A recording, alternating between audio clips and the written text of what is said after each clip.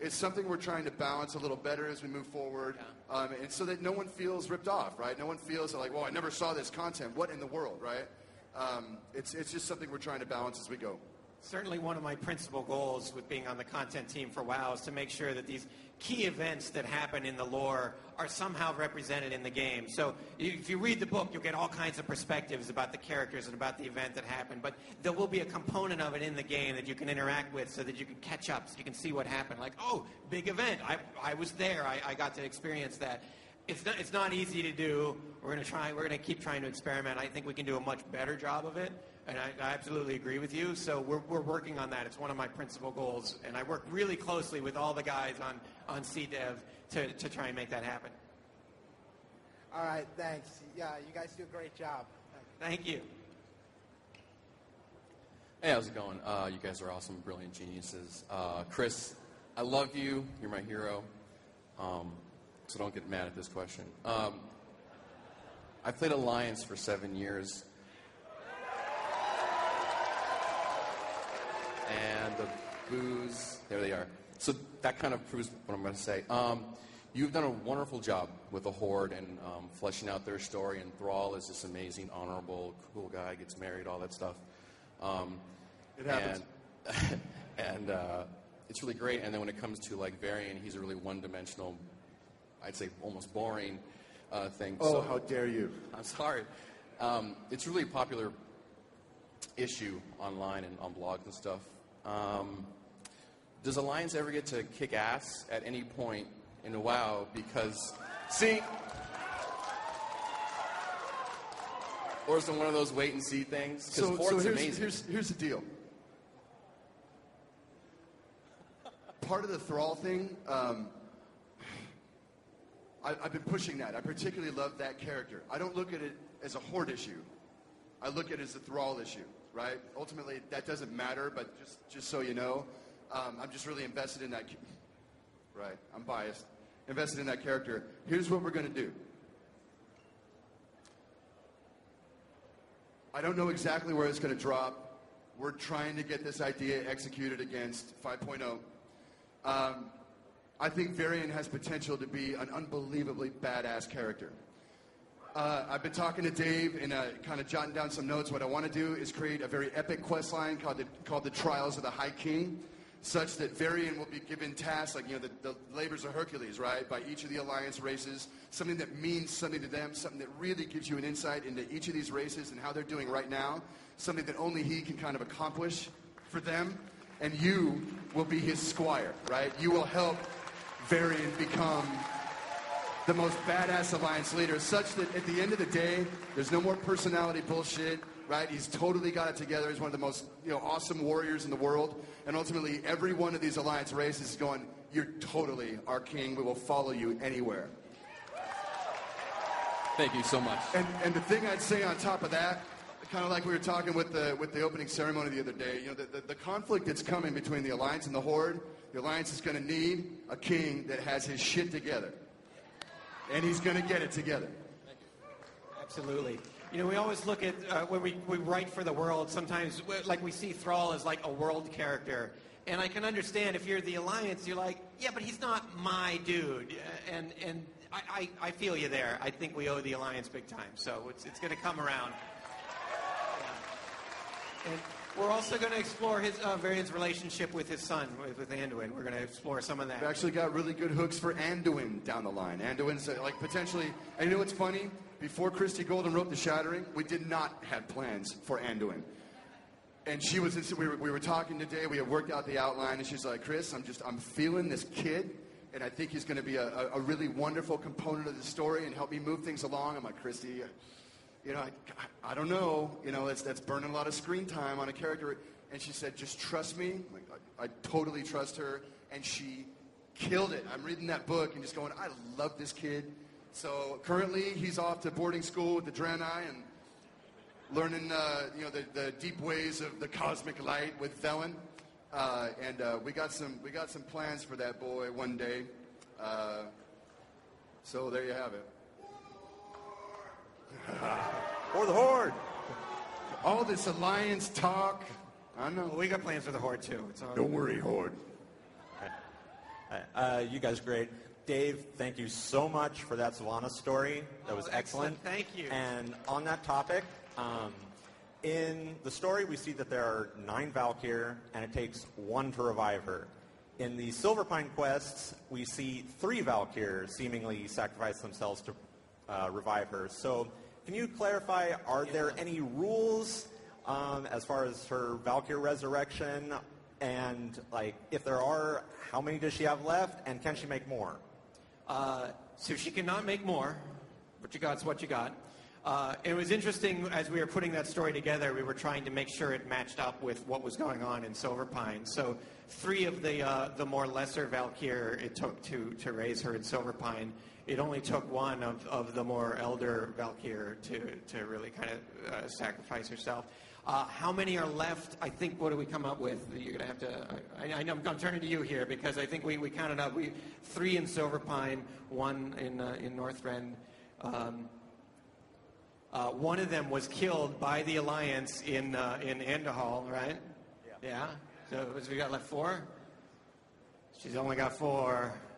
Go get her! Long live the Banshee Queen! Yeah. I actually brought my archive from the East Coast in the hopes that I could get you to sign a Blood and Honor. I read it on the airplane. And I have 10 Horde 85s on one server. Nice!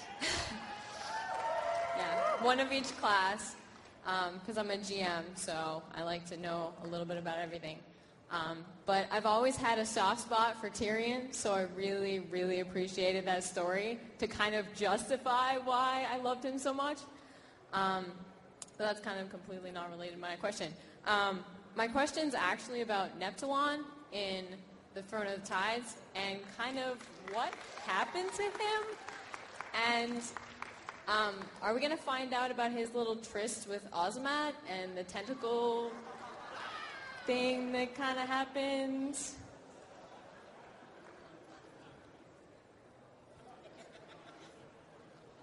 Me? Oh, I don't know. I don't know about tentacles now. I don't know nothing. Keep it clean. Keep it clean. Yeah, maybe we'll just leave that under the ocean. Just leave that buried. Leave that. Yeah, actually, I do not have a good answer for that. What happens in the Throne of Tide stays in the Throne of Tide. Thank you. Can we just not answer that question? It's a really hard question. It's a damn mess is what it was. Just kidding, just kidding, just kidding. For the Horde, Earth and Ring represent. My question is about Bolvar Fordragon. He was Alliance leader, badass mother effer, and then he becomes the next Lich King. And we don't see him reigning in the Scourge at all. So what's up with that? I mean, he was awesome before, and now what's he doing sitting on the throne? I mean, we already had a leader sitting on his butt for 5 years, and now we have another leader sitting on his butt for 5 years?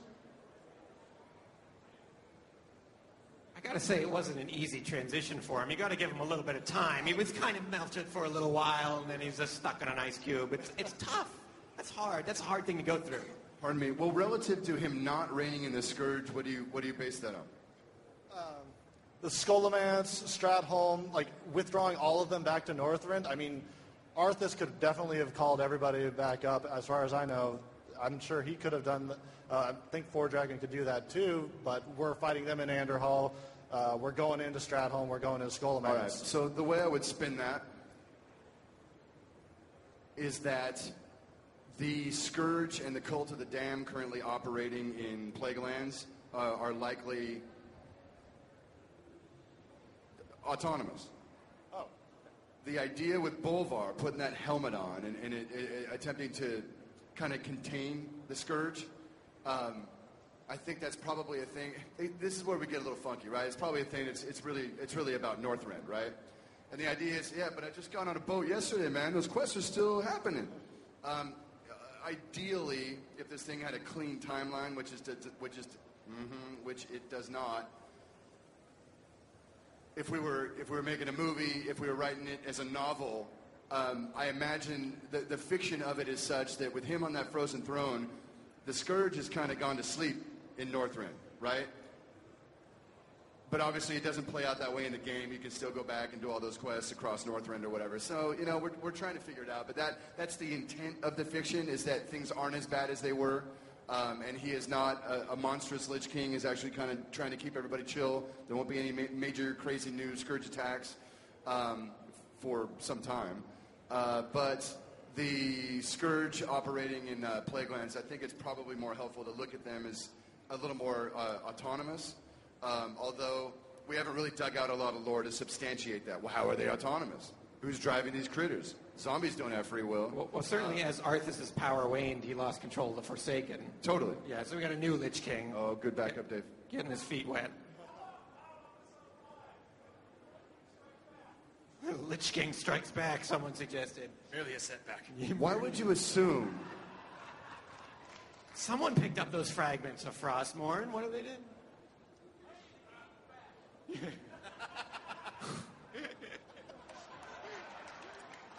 Nice. Cool. So, very, very good question. Thanks very much. Have a good one. Thank you. Hey there, guys. This is a question that I have had for 3 years, 1.5 expansions. I thought I was going to get an answer in 4.1.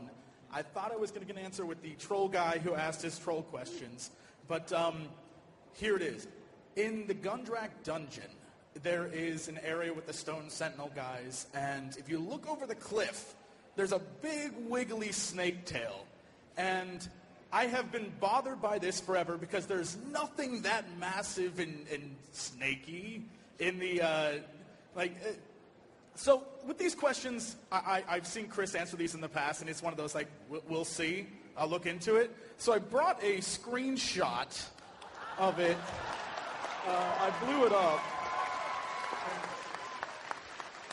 The man comes armed with a wiggly snake tail.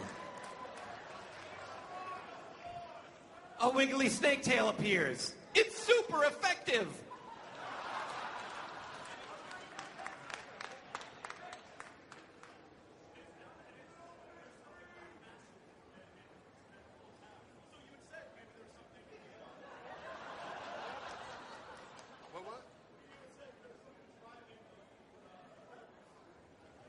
Dude just showed you a snake, man.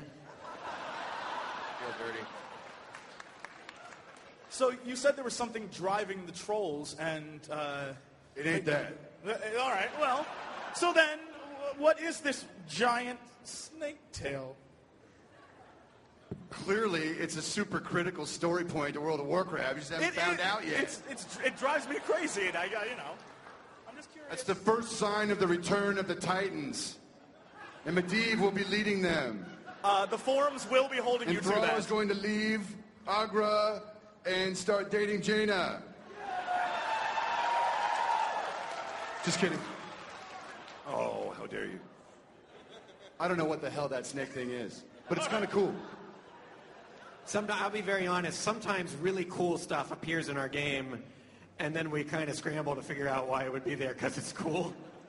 Artists love to just do cool stuff, and so, yeah, sometimes we miss something, like something cool is there, and we're like, oh, wow, I don't know, it's a snake. Welcome to developing video games. You put what in what? We have time for a few more questions. All right, thank you. My name is Magnus, and Chris, I have an answer to your opening ceremony yesterday. For a Alliance variant for Doomhammer, do Bolvar's longsword.